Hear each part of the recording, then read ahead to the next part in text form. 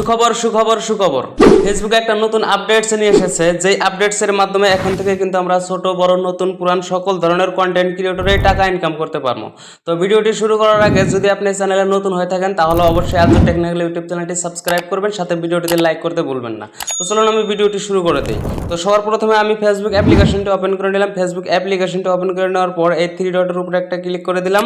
তো থ্রি ডটের উপরে ক্লিক করে দেওয়ার পর এখান থেকে সিম্পলি প্রফেশনাল ড্যাশবোর্ডের উপরে ক্লিক করে দিলাম। প্রফেশনাল ড্যাশবোর্ডের উপরে ক্লিক করে দেওয়ার পর এখান থেকে আমি স্ক্রল করে একদম সোজা নিচে চলে আসলাম। তো এখান থেকে নিচে চলে আসার পর এই যে এখানে যে মনোটাইজেশন বলে অপশনটা যে রয়েছে, এই মনোটাইজেশন অপশনের উপরে একটা ক্লিক করে দিলাম। তো মনোটাইজেশন অপশনের উপরে ক্লিক করে দেওয়ার পর এখানে নতুন একটা মনোটাইজেশন টুলস দেখা যাইতেছে, পার্টনারশিপ অ্যাডস। তো এই পার্টনারশিপ অ্যাডস থেকে কিন্তু আমরা ছোট বড় নতুন পুরান সকল ধরনের কন্টেন্ট ক্রিয়েটরে কিন্তু টাকা ইনকাম করতে পারবো। এই পার্টনারশিপ অ্যাড মনোটাইজেশন পাওয়ার জন্য কিন্তু আমাদের কোনো ধরনের ক্রাইটেরিয়া পূরণ করতে হবে না। আগে যেমন আমাদের ইনস্ট্রিম অ্যাড পেতে হলে 5,000 ফলোয়ার, 60,000 মিনিট ওয়াচ টাইম পূরণ করতে হতো। অ্যাডস অন রিল সেটআপ পেতে হলে আমাদের অ্যাডস অন রিলসের ক্রাইটেরিয়া পূরণ করতে হতো। স্টার সেটআপ পেতে হলে আমাদের স্টার সেটআপের ক্রাইটেরিয়া পূরণ করতে হতো।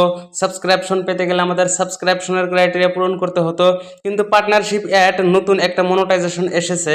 এই মনোটাইজেশন থেকে কিন্তু আমরা কোনো ধরনের ক্রাইটেরিয়া, কোনো ধরনের শর্ত পূরণ না করে কিন্তু আমরা এখান থেকে টাকা ইনকাম করতে পারবো। তো এখানে লেখা রয়েছে দেখুন, view and manage your partner permission.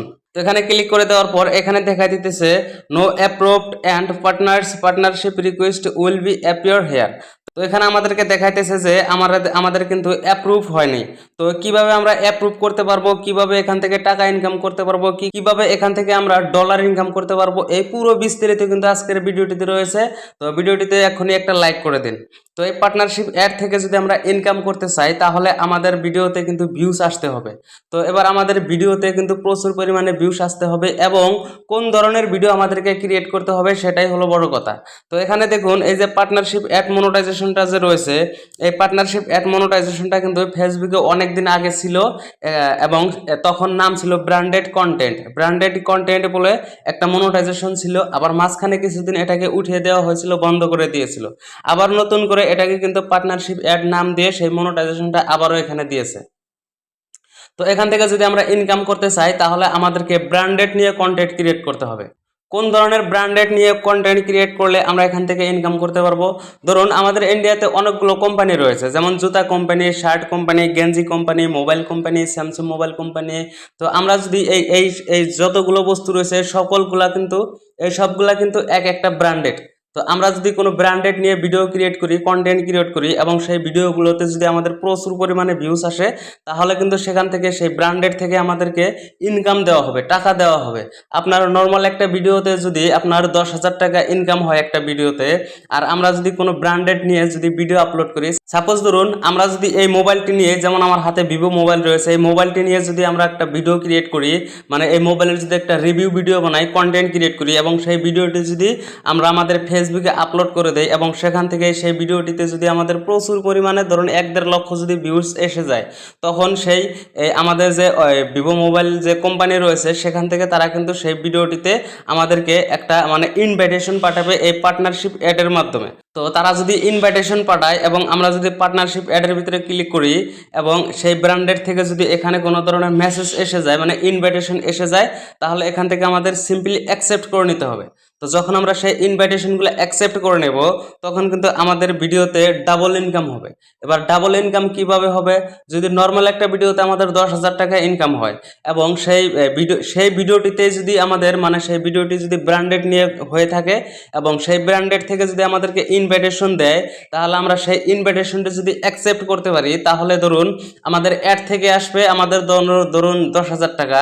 যেমন নর্মালে যদি আমাদের সেই ভিডিওটিতে অ্যাড চলে, মানে ইনস্ট্রিম অ্যাডের মাধ্যমে বা কন্টেন্ট মনোটাইজেশনের মাধ্যমে কিন্তু অ্যাড চলে এবং সেই অ্যাড থেকে কিন্তু আমাদেরকে ইনকাম দেওয়া হয়।